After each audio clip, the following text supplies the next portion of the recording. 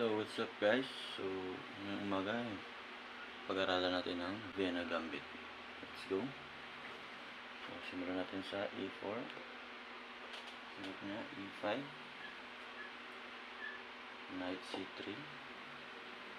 Knight F6. So, sunod na tira natin ay F4. Yan ang tinatawag natin na Vienna Gambit. So, accept niya. Push natin yung pawn natin sa E5. Threatening his knight. So, ang gagawin niya, ayaw niyang alisin yan. So, ang gagawin niya, i-move niya yung kanyang queen sa E7 para hindi natin makain kasi open check. So, next move natin, siyempre gagayahin din natin kalaban. Queen E2 para mapwersa siyang alisin yung kanyang knight. So, ang gagawin niya, babalik niya yung kanyang knight. Siyempre ayaw niya natin makain ito. So, next move natin ay D4. Move natin ang pawn natin dito sa center para may support ang pawn natin sa E5. So, ang next move niya, gusto niyang maalis ito, yung pawn natin sa center. Nagawin niya, push niya yung kanyang pawn sa D6. So, tayo, hindi natin i-capture yan o kainin. So, nagawin natin i-threat. Atakihin natin ang kanyang queen. So, ang tira natin ay knight D5. Atake natin ang kanyang queen.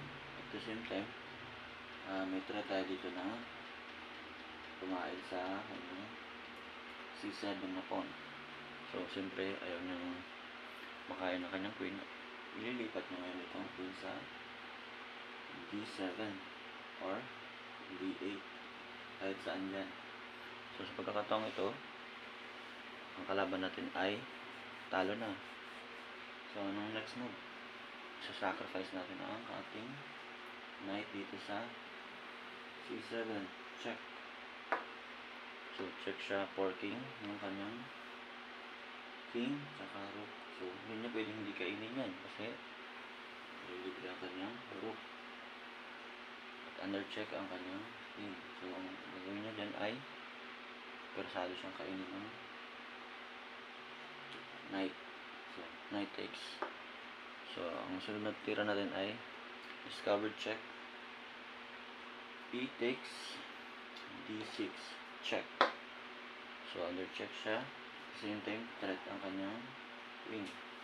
Then cover. Kakainin. Ginaban niya, kakainin natin. Kakainin ng bishop. So, yun. Anong sunod natin na aaralin?